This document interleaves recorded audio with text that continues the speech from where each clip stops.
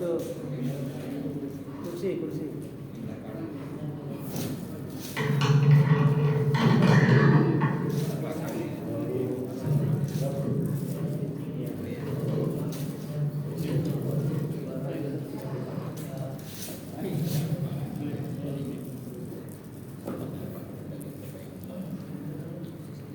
Assalamualaikum warahmatullahi wabarakatuh. Waalaikumsalam.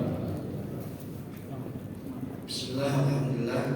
Allahumma sholli ala sayyidina Muhammad ya Allah wa ala alihi wa ala.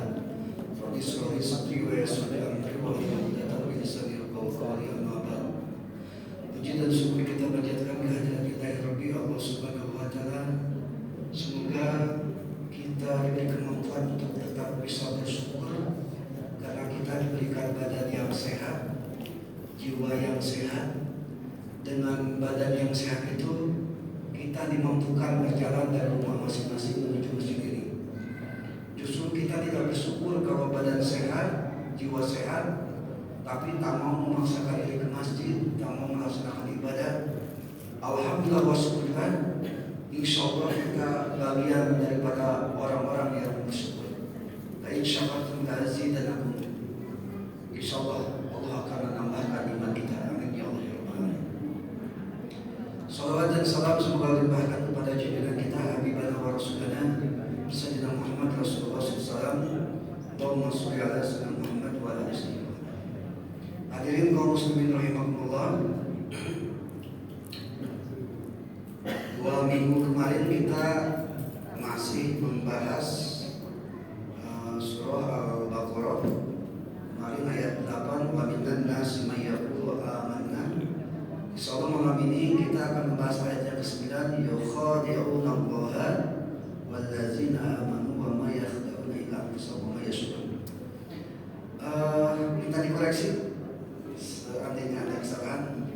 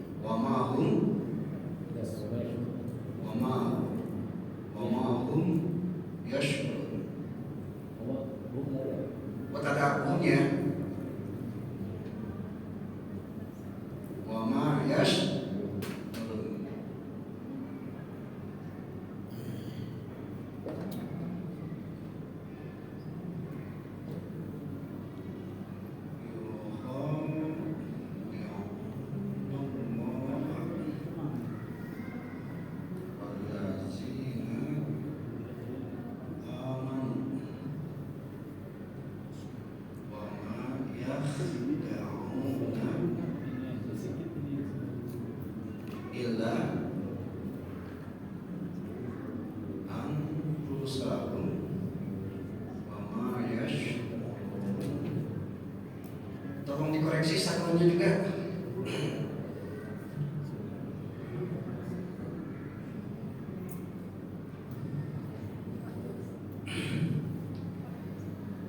Hadirin kaum muslimin rahimakumullah, kita biasakan membaca dulu. Di sini saya statusnya bukan mengajarkan cara baca karena bukan ahlinya ya. Terus saja bukan ahli tahsin, bukan ahli qiraat, hanya sekedar membaca sesuai dengan makhrajul huruf dan tajwidnya saja. Jadi bagi bapak-bapak yang ada kemampuan ya kita saling share aja.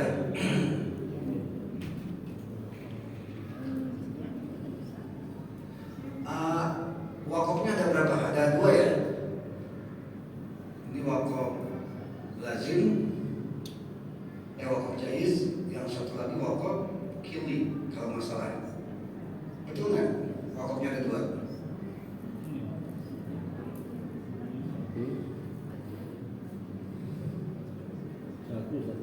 Satu. Kili kan?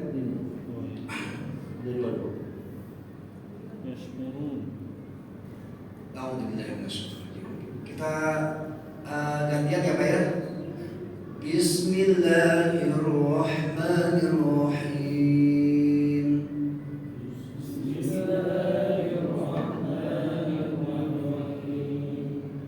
Yukhadi'una Allah wallazina amanu.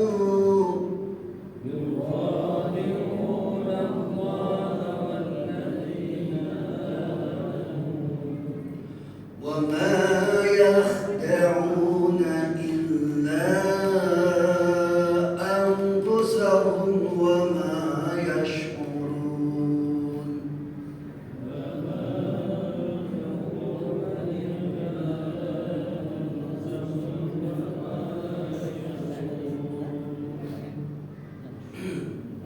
Baik, kita coba tengok bacaannya. Kemarin kita sudah belajar mad tabi'i ya. Mad tabi'i alif lam qamariyah lam syamsiyah kalau masalah. Masih ingat yukho mad tabi'i ya? Pokoknya gini rumusnya. Ada huruf selain alif, ini alif nih. Nah ini ada fathahnya berdiri begini. Ini kan berdiri kan ya? Di musab berdiri juga kan? Sebetulnya pakai juga bisa, misalnya gini, yuho ngajarin masalah sama-sama aja, karena itu mengganti alif. Rumusnya cuma dua. Kalau yang patah berdirinya huruf alif itu namanya mad badal. Kalau selain huruf alif itu namanya mad tabi'i. Saya bayar. Rumusnya dua aja. Rumus pertama, kalau alif ini mad badal, selain alif itu mad tabi'i. Nah itu aja. Panjangnya dua harokat. Nah gitu ya. Hamzah sama alif itu sama. Alif itu adalah hamzah yang tidak berbaris. Hamzah itu adalah alif yang berbaris. Sama aja. Alif sama hamzah sama. Ada nggak hamzah yang pakai? Ada, di mushaf yang lain ada. Kalau senang akan ada. Nah gitu ya. Jadi konsep tajwid itu alif adalah hamzah yang tidak berbaris, tidak berharokat a, i, u gitu ya. Tapi kalau alif adalah hamzah yang tidak. Ulang lagi, alif adalah hamzah yang tidak berbaris, hamzah adalah alif yang berbaris. Bisa dipahami ya? Sebetulnya sama-sama aja. Tapi nanti karakter alif dengan hamzah beda. Apa bedanya? Nah ini kan kita rencananya tajwid dasar, betul-betul dasar lah ya. Jangan sampai nanti jangan terlalu. Saya pilih dasar dulu lah, gitu aja. Mohon maaf yang sudah menengah dan atas, apalagi kami hanya sharing aja ya. Mad tabi'i itu yang pertama kayak gitu ya Pak ya. Selain huruf alif itu patah berdiri, itu namanya mad tabi'i. Yang kedua, mad tabi'i itu alif sebelum patah, terus waw sebelum domah, terus kasroh sebelum ya. Itu juga mad tabi'i. Contoh, misalnya di sini mana? Ini ma. Ini alif sebelum patah. Itu namanya mad tabi'i. Panjangnya harus dua harokat. Gimana satu harokat? Salah, karena beda harokat, beda arti. Itu aja. Contoh, Allahu Akbar. Contoh, Allah Akbar. A-nya satu harokat kan? Au. Tapi kalau misalnya Allah, kalau ini artinya apa? Allah Maha Besar. Tapi kalau alifnya dipanjangkan, Allahu Akbar, artinya lain. Apakah Allah itu Maha Besar? Jauh sekali. Allah Maha Besar, kita akui Allah Maha Agung. Tapi ketika kita ngomong Allahu Akbar, apakah Allah itu Maha Besar? Berarti kita ragu-ragu, bisa jadi kafir, karena ragu-ragu. Berarti jauh mananya, baru beda harkat itu berbeda. Makanya Bapak Ibu dalam Al-Fatihah hati-hati. Silakan hitunglah berapa harkat, satu harkat, ada berapa, dua harkat, ada berapa, totalkan. Totalnya berapa ratus harkat. Nah itulah yang harus kita kerjakan dalam sholat 5 waktu. Satu harkat ada ketinggalan yang harus dua harkat, mohon maaf, dalam Al-Fatihah itu jadi tak sah sholatnya. Itu ya. Makanya saya sengaja inisiatif ingin menyampaikan tajwid yang dasar sekali. Nah itu. Baik, kita hapus lagi. Jadi yang namanya mad tabi'i yang pertama alif sebelum patah. Nah ini yang namanya alif, Pak Imam. Kalau ini, nah ini namanya hamzah. Kenapa? Karena berbaris. Kalau alif tidak berbaris, ini nggak berbaris kan? Gitu. Itu yang pertama ya.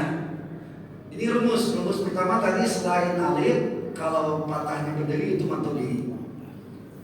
Yang kedua ini alif sebelum patah. Yang ketiga waw sebelum dhamma. Ada nggak di sini? Ini ada. Ya kan?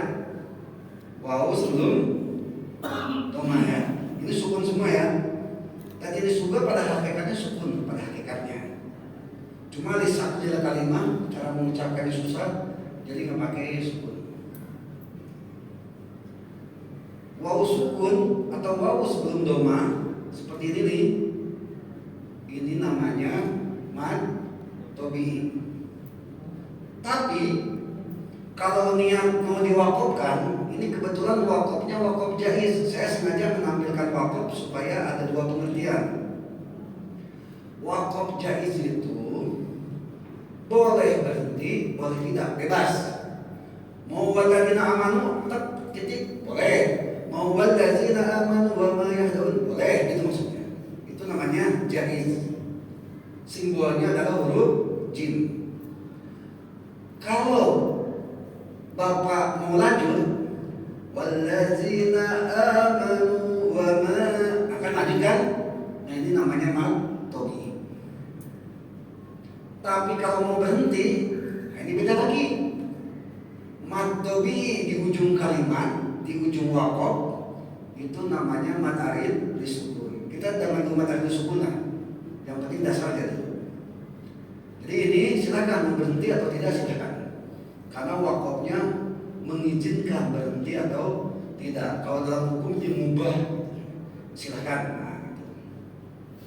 Nah ini namanya mad tabi'i ya Ben. Waw sebelum dhamma. Nah mad arid sukun kayak gini. Waw sebelum dhamma. Nah ini bukan mad tabi'i lagi, hati-hati. Ini kan waw sebelum dhamma kan ya. Betul kan Pak? Nah berhubung ada wakaf, wakafnya wakaf besar lagi. Kalau wakaf udah bulat, di sininya kili itu mesti berhenti. Itu ketentuan tajwid, bukan ketentuan fikih ya, beda. Kalau mad tabi'i itu 2 harkat, tapi kalau mad arid disukun itu 2 sampai 6 harkat. Yasmurun. Jadi boleh 2, 3, 4, 5, 6. Yang nggak boleh itu 7. Kecuali qiraah sabah yang koi-koi itu silahkan aja. Lagian kalau lagi imam masa gitu ya. Kayak koi kan nggak mungkin terlalu lama kan gitu ya. Itu ya Pak ya. Jadi ini mad tabi'i. Yang selanjutnya iya sebelum kasroh. Ada kan sini? Nah saya mau kasih tebakan, ada nggak? Ada apa? Ini ada sih. Iya kan? Ya, sebelumnya kasroh. Nah itu juga sama dengan dua harakat. Wallazina dua harakat. Jangan sampai satu harakat. Beda mana nantinya gitu. Gitu. Kayak tadi Allahu Akbar dengan Allahu Akbar. Makanya kalau ada imam Allah dah asal sholat berjamaah semua, itu pengaruh yang besar. Jangan sampai loh pokoknya. Ya Pak ya. Baik, kita lanjutkan. Sampai di sini barangkali untuk khusus materi ada yang ditanyakan?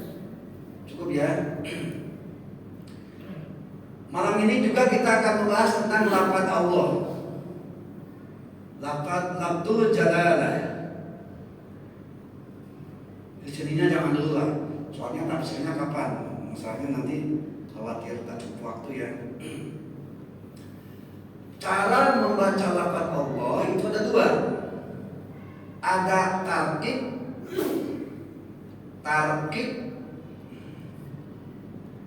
ada tafhim. Ada tarkib, ada tafhim. Tarkib itu kecil, tafhim itu besar. Tarkib itu tipis, tafhim itu tebal. Nah gitu. Kalau tarkib biasanya la, kalau tafhim biasanya lo. Nah gitu. Ini kita hapus dulu.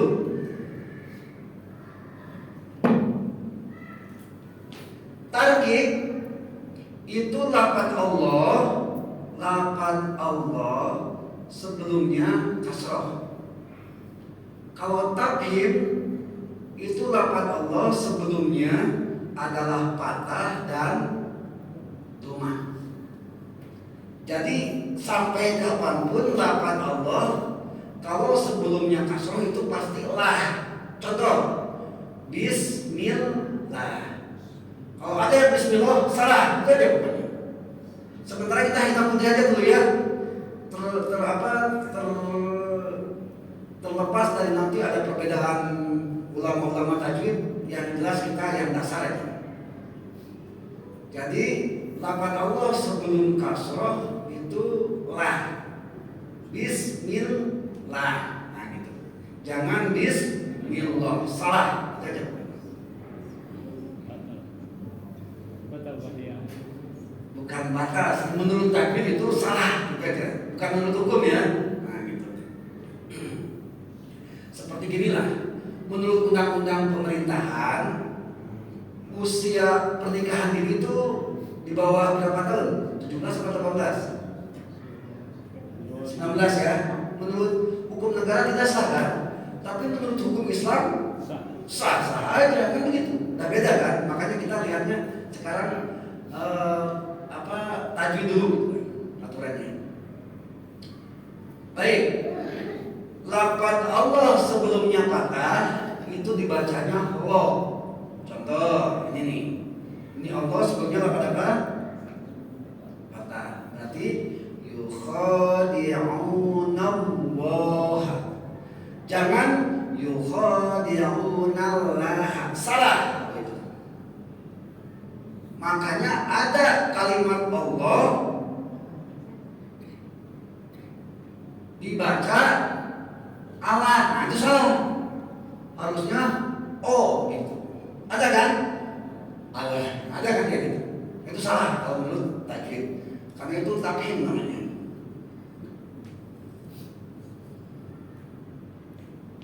Yang ketiga, lafaz Allah sebelumnya domah. Contohnya apa Pak? Rasulullah. Jangan Rasulullah. Nah, itu salah. Jadi ada lafaz Allah tarkib, ada lafaz Allah tafhim. Yang terakhir kemarin sudah disampaikan. Ini kira-kira ulama apa? Ingat tasdid. Ada tasdid, ada sukun. Nah inilah makanya kalau kita udah orang tua belajar banyak rupanya kan. Beda dengan anak remaja, dia masih kuat prosesornya, RAM-nya masih besar, internalnya masih gigaan gitu ya. Kalau ada tasdid itu namanya alif lam syamsiyah. Kalau sukun alif lam Komaria, itu ya. Bagaimana cara membacanya? Nantilah kalau sudah ada contoh Al-Quran Komaria sampai siang nggak di sini? Nggak ada ya. Baik. Cukup sampai di sana untuk takbir, cukup ya Pak ya. Mari kita terjemahkan secara lugawi saja. Yukhadi'unallaha, mereka mencoba menipu Allah. Silakan Pak.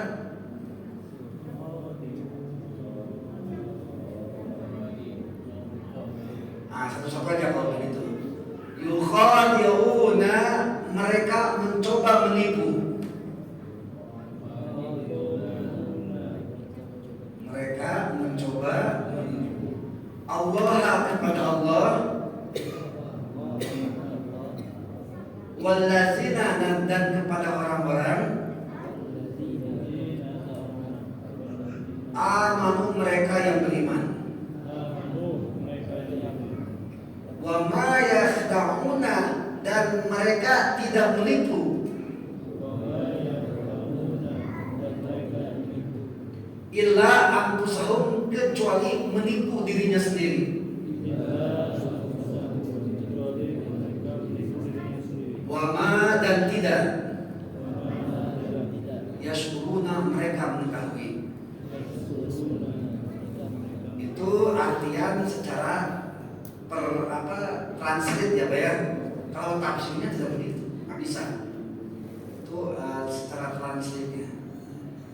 Baik, sebelum saya lanjutkan dengan tafsir, ada yang ditanyakan Bapak Ibu? Baik, kalau begitu kita langsung ke tafsirnya aja.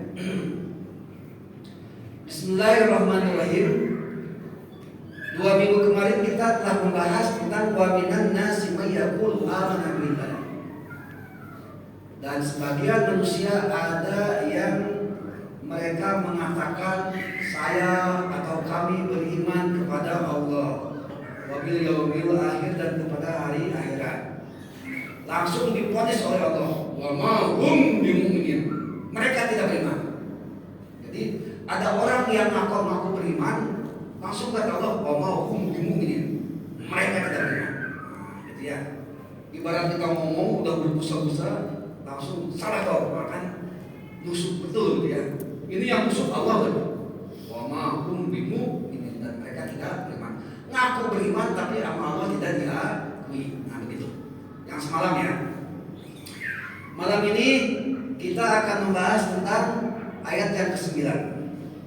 Ini adalah ayat tentang orang-orang munafik. Munafik asal kata dari nifak atau nafak, artinya pura-pura. Nifak itu sifatnya, munafik itu orangnya.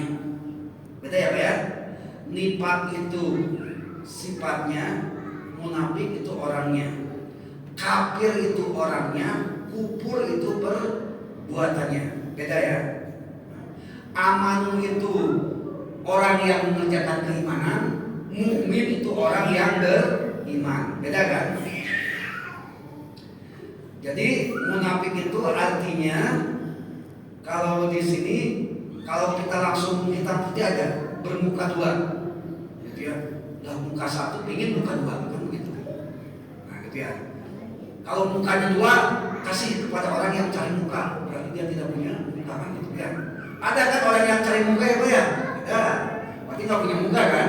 Ada orang yang mukanya bermuka dua. Nah, yang bermuka dua sedekahkan mukanya satu kepada orang yang cari muka. Dua-duanya berarti dosa ya. Karena cari muka itu iya, bermuka dua itu munafik. Nah,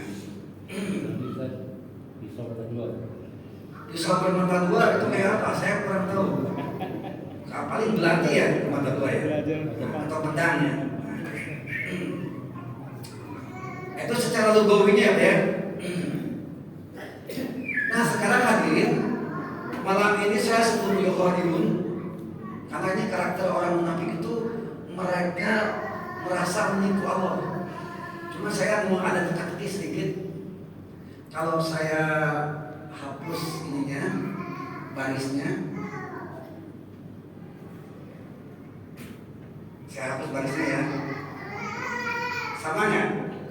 Coba lihat. Silakan cek, sama nggak?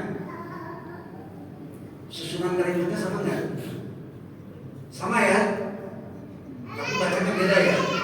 Yang satu yukhadi'un, yang satu ya daun. Kenapa bisa demikian?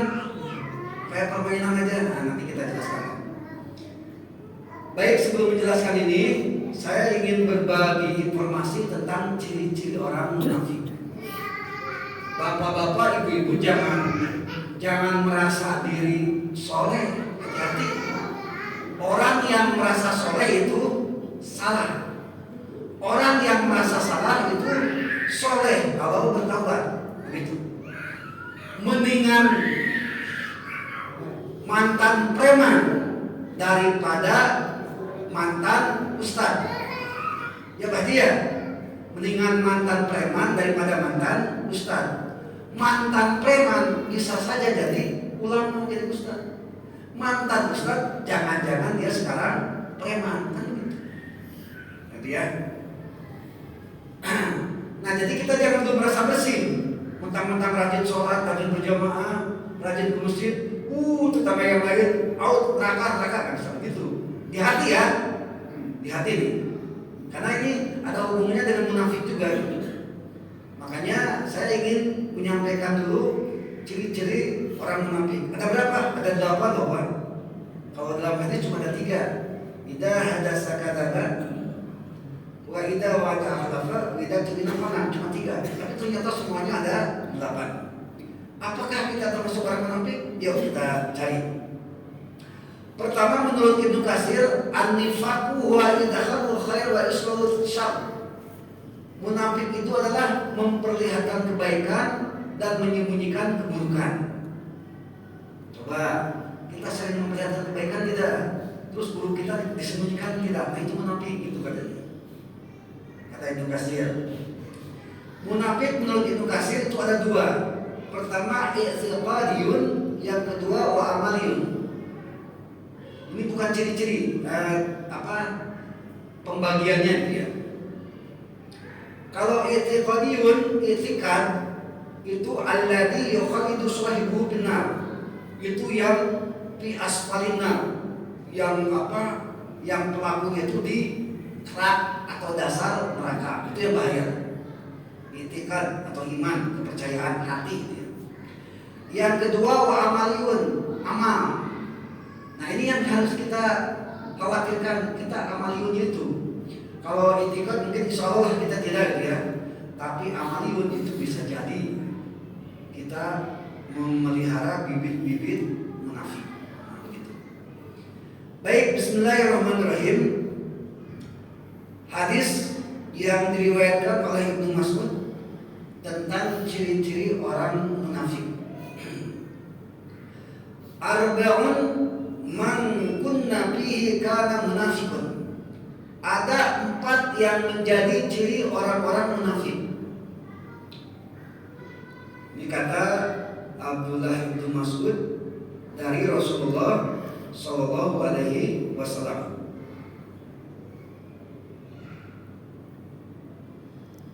Yang pertama, sebentar Pak ya.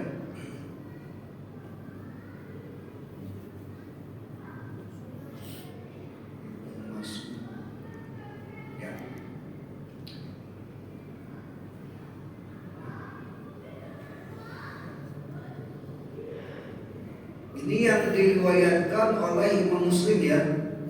Yang diriwayatkan oleh Imam Muslim. Yang pertama, idza tumina khana. Ya. Kenapa? Hadis yang disampaikan oleh Abdullah bin Mas'ud. Yang terus hadisnya itu diriwayatkan oleh Imam Muslim. Jadi perkataan Nabi diterima oleh Abdullah bin Mas'ud, diriwayatkannya oleh Imam Muslim.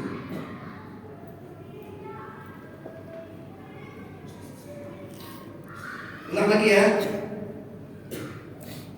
Idza tumina khana, yang pertama. Apabila dikasih amanat dia berkhianat. Wa idza hadasa kadzaba. Wa idza haddasa kadzaba. Apabila berbicara dia bohong. Wa idza ahada, nya pakai mad ya. Ahada, apabila dibuat perjanjian, godaro dia ingkar. Wa idza khasama, apabila berselisih, fajaro dia zalim. Ada 4 ya berarti ya. Ya. Apalagi berselisih dia zalim. Berselisih itu maksudnya terjadi perbedaan pendapat, tapi dia bermain di air keruh, ngikutin dalam perdebatan, cari-cari keuntungan itu dari perselisihan itu gitu ya. Pertama, idza tumina khana, apabila dikasih amanat dia berkhianat. Ini contoh kecil ya, mohon maaf nih, apalagi ke Pak RW nih, jabatan RT, RW, lurah, camat, wali kota, gubernur, presiden itu amanah kan, masyarakat mempercayakan. Ketika dipercaya untuk diamanahkan, ternyata dia khianat. Misalnya janji tidak akan menaikkan pajak, misalnya, naik pajak 12%, nah itu khianat namanya. Kalau secara bahasanya seperti itu, mohon maaf, gitu ya. Janji kampanyenya tidak harga tidak akan naik, BBM stabil akan dinaikkan, ternyata dinaikkan, itu khianat namanya. Masyarakat udah percaya, malah dikhianati. Makanya yang pertama masuk neraka di antaranya para pemimpin. Mohon maaf betul ya. Gitu ya. Bapak pernah dengar riwayat Umar bin Khattab ketika dia akan jadi khalifah, nangis sejadi-jadinya karena resikonya tinggi. Tapi jangan sampai nanti pemilihan RT RW pada mundur semua ya. Jangan juga gitu ya. Karena yang pertama kali jajaran 10 besar masuk surga pertama adalah pemimpin yang amanah, kan begitu balikannya. Atau dengar Abdullah bin Abdul Aziz Bani Umayyah khalifahnya ke-6 itu sampai nangis 3 malam suntuk gitu. Khusus nangis meratapi dirinya kenapa jadi khalifah. Kalau kita lain kan berani bayar berapa kemana-mana dan segala macamnya. Ya udah beda zaman lah. Saya hanya menyampaikan ya, bukan bermaksud apa-apa ya, hanya menyampaikan saja. Nah itu namanya idza tumina khana. Wa idza hadasa kadzaba. Nah ini yang sering kita, mohon maaf, apabila ngomong dusta, itu udah jelas munafik. Munafik amali namanya, bukan intifadi. Saya yakin semuanya termasuk saya dari mulai akil balik sampai sekarang pernah berdusta kan? Ya silahkan, dari masalah yang asal di istighfari ya kan, ditaubati. Cuma masalahnya orang yang dibohongin kita udah minta maaf. Nah itu yang jadi masalah. Itu yang nanti diomil hisab. Tak percaya silahkan bapak mati duluan. Kalau lagi mati nggak ada apa-apa boleh balik lagi marahin saya. Gitu ya. Itu wa iza hadasa kadzaba. Wa iza ahada godaro. Apabila bikin perjanjian, gitu ya, perjanjian tanah, perjanjian utang piutang, mohon maaf, perjanjian utang piutang, mau bayar tanggal sekian, tidak bayar, itu namanya munafik, ya, munafik apa? Munafik amali. Nah gitu, mohon maaf ya, kita semuanya pernah berhutang ya, pernah mengadakan perjanjian, nanti saya bayar hari lalu, tidak dibayar, nah itu munafik. Tapi bukan munafik yang bahaya aspalina, bukan, tapi munafik amali namanya. Ya. Ini ada yang jadi bicara di ada orang mengatakan bohong sunat ya. Ada bohong yang kecuali ada 3, gitu ya.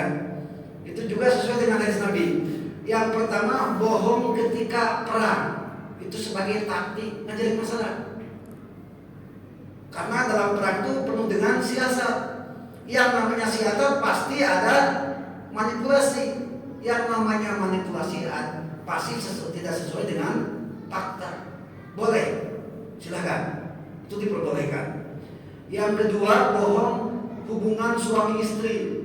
Contoh, istrinya lagi masak sayur asem, kebetulan pengantin baru belajar masak, dia tak bisa membedakan mana gula putih mana garam.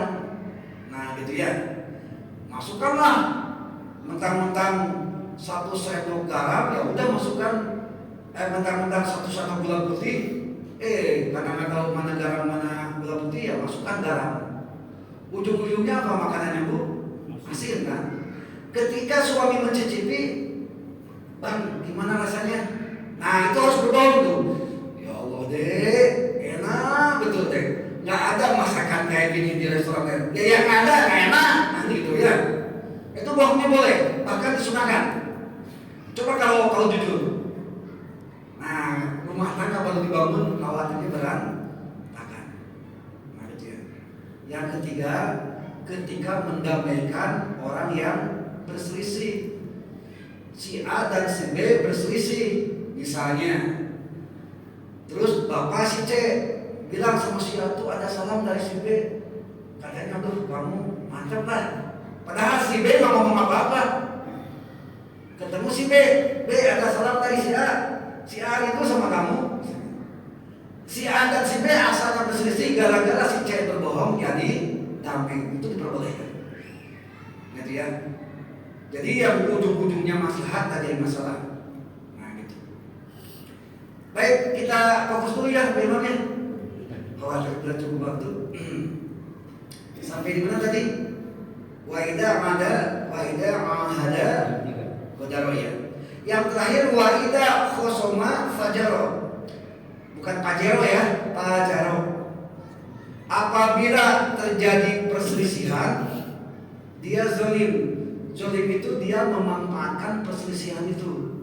Ada kan orang yang kayak gitu kan, si A dan si B selisih, manasin si B, manasin si A, muji-muji si B, menjelek-jelekan si A, muji-muji si A depan si A, menjelek-jelekan si B. Akhirnya apa? Akhirnya terjadi api dalam sekam, kan begitu. Mungkin suatu saat bisa aja terjadi perselisihan pada puncaknya. Nah orang yang demikian itu dikatakan munafik. Itu ya Pak ya. Berarti 4 ya Pak ya. Yang kelima, nah ini mohon maaf nih.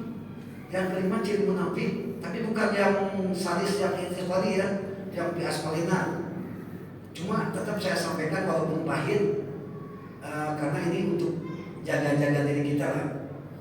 Yang kelima adalah yang tidak sholat berjamaah. Gitu. Hadisnya adalah Bismillahirrahmanirrahim.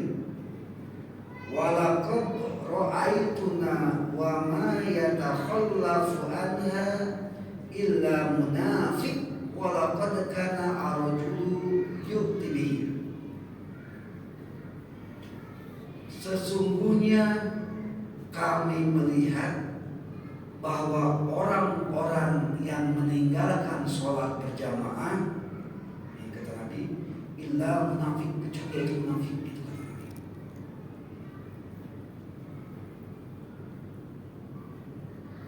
Gitu ya Pak ya. Walaqad kana rajul, sesungguhnya seorang laki-laki yupi sampai didatangkan yuhadai baina rajulaini, berpegangan sama 2 laki-laki, hatta yuqama bisab, sehingga didirikan di barisan. Maksudnya gini Pak, orang yang tamu sholat berjamaah sampai dipaksa dipegang kiri kanan oleh 2 laki-laki sampai dipaksa masuk, diam di sholat berjamaah, gitu maksudnya. Kita berani nggak gitu? Berani ya. Jadi sekali lagi, orang yang tidak sholat berjamaah di sini disebut munafik juga. Kata Rasulullah Sallallahu Alaihi Wasallam. Saking pentingnya sholat berjamaah, orang yang mau sholat berjamaah dipaksa oleh 2 laki-laki, dipegang tangan kiri kanannya sampai dipaksa supaya masuk saf untuk sholat berjamaah. Nah begitu. Tapi seperti itu. Ustaz, untuk kaum laki-laki? Ya laki-laki lah. Kalau perempuan itu Nabi membolehkan, boleh di masjid, boleh di rumah. Jadi kepada laki-laki, kepada para suami, ketika istri mau ke masjid, jangan dicegah, jangan dilarang. Berarti boleh. Walaupun sebetulnya perempuan itu lebih utama sholat di rumah. Apa jalannya? Menjaga pandangan. Tapi kalau sudah tua, sudah nenek-nenek, kira-kira menjaga pandangan tidak? Mohon maaf, saya aja yang udah gini, udah nggak demen sama nenek-nenek. Jadi udah aja mendingan yang kalau udah tua-tua mendingan berjamaah di masjid gitu. Tapi kalau yang janda muda, perawan, apalagi yang lagi ranum-ranumnya, kalau bisa di rumah saja. Tapi kalau di masjid pun tak jadi masalah. Nah gitu maksudnya ya. Ilatnya adalah takut mengganggu. Ya iyalah, kita datang masuk sholat jamaah, cewek datang juga.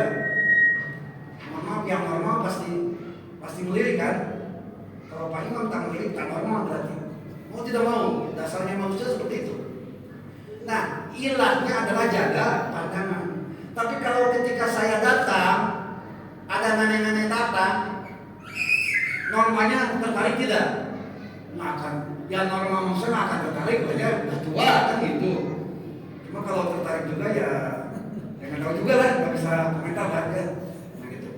Saya juga ya di teman nenek-nenek ya. Nah itu sholat berjamaah ya. Mohon maaf pada nenek-nenek yang bukan bermaksud apa-apa, karena kita pun nanti bakal tua juga gitu ya. Ini hanya sekedar itulah, hanya sekedar mencontohkan saja. Yang keenam, nah ini tugas Pak RW nih ya kayaknya. Gara-gara Pak RW ada jadi terus disinggung Pak RW ya. Apa-apa mendingan depan mata daripada di belakang ya Pak ya. Gitu. Harus disampaikan. Kafa alaman ala nifaq ayyakuna ar-rajulu jarah masjid la yurabi. Itu Pak RW. Cukuplah disebut orang munafik seorang laki-laki yang menjadi tetangga masjid tapi tak pernah terlihat di masjid. Nah, gitu. Bisa dipahami ya Pak ya? Tetangga masjid tapi tak pernah di masjid, tak pernah tengok. Ya terserah mau ngapain di masjid, terserah. Nah, gitu. Apa itu tetangga masjid? 40 rumah ke barat, 40 rumah terbalik ya. 40 rumah ke barat, 40 rumah ke timur, 40 rumah ke utara, 40 rumah ke selatan. Itu tetangga masjid namanya. Nah gitu. 40 rumah bukan? Gitu. 40 kakak berarti. Itu namanya tetangga masjid. Jadi Pak RW yang 40 sana, 40 sana, katikan masjid. Nah ini katanya ya, ini termaktub dalam Fathul Bari Minhatul Alam juz 3 halaman 365. Kita akan cek orang yang tetangga masjid jarang terlihat di masjid, itu namanya munafik. Ya, hati-hati. Kira-kira orang yang jarang ke masjid, saya mau tanya Pak RW, ketika meninggal disolatkannya di masjid atau di rumah? Bisa di rumah, bisa di masjid, tergantung. Di sini di masjid ya. Nah, jadi ya itu kalau karpet bisa ngomong, bang kemana aja? Baru kesini sekarang, kan gitu. Kalau karpet bisa ngomong gitu. Sombong soalnya sholatnya sekali sholat di depan. Orang yang sholat berdiri dia sholatnya sambil apa? Baring kan gitu ya. Ya kalau ini kalau bahasa candanya gitu ya. Jadi sekali lagi mohon maaf bagi tetangga masjid, ya sering-seringlah terlihat, gitu ya, terlihat oleh dinding masjid, terlihat oleh kipas masjid, ya di sini ada CCTV juga, terlihat oleh CCTV gitu, ya, supaya kita lepas dari kata nifaq atau munafik. Bisa, sebelum ada Pak RW tadi, Pak RW, jadi bagaimana fungsi Pak RW ini? Fungsi jadi gini, dalam kemasyarakat Islam itu ada yang namanya ulama, ada yang namanya umar. Ulama itu fungsinya man ra'a biyadihi fa illam yastati fa illam yastati fa bilisani fa illam yastati fa biqalbi. Yang pertama, man ra'a minkum munkaran, barang siapa yang melihat kemaksiatan fayughayyirhu biyadi, rubahlah dengan kekuasaan, dengan tangan. Nah, berarti RT, RW, lurah, camat, wali kota yang punya kekuasaan, itu maksudnya. Fa'ilam yastati fabilisani, kalau tidak punya kekuasaan dengan lisan ucapan, berarti itu biasanya ulama.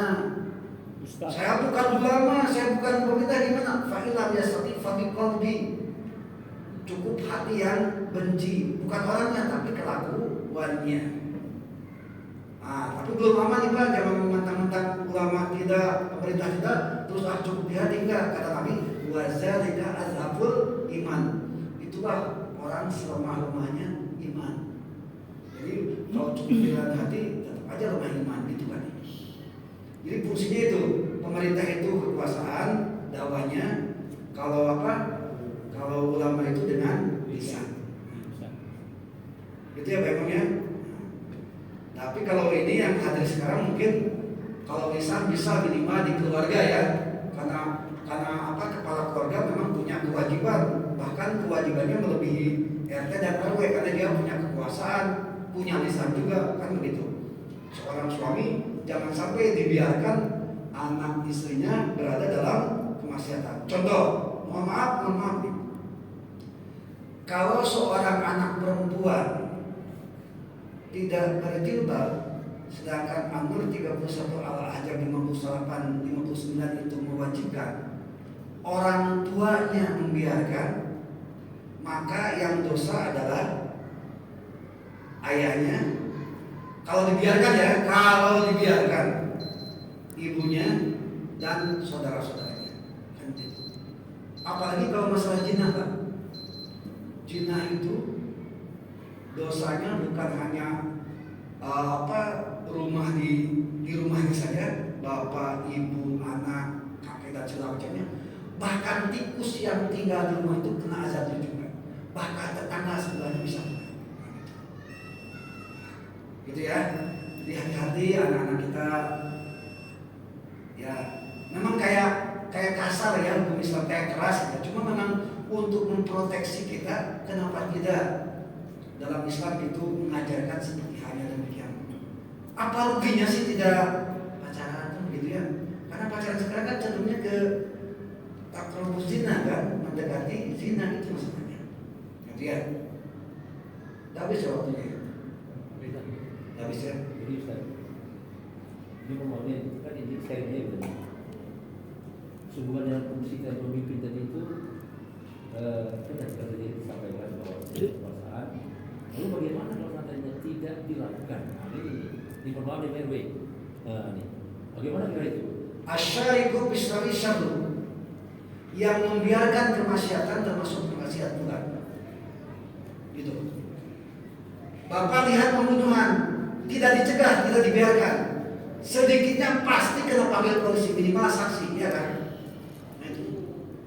Tapi dalam konsep kaidah usul fikih, asyariku bisari syarru, yang membiarkan, yang berserikat, yang melihat kemaksiatan tapi membiarkannya, itu termasuk kemaksiatan pula. Itu khusus bagi pemimpin ya, khusus bagi pemimpin.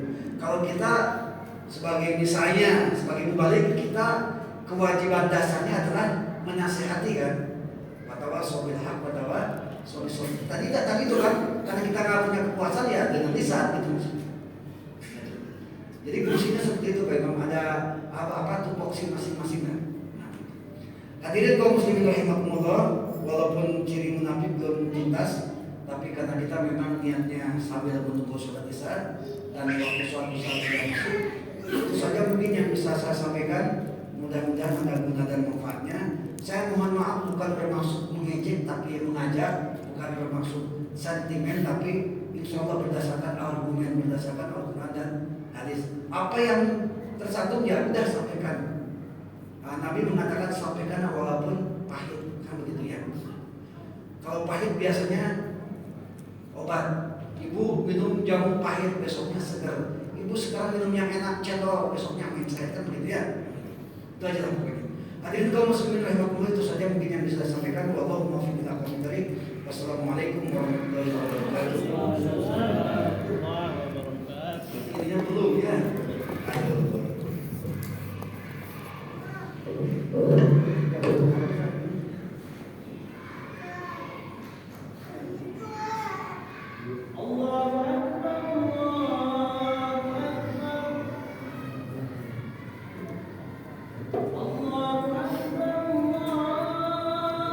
Ya, pada biasa di ini di upload di YouTube.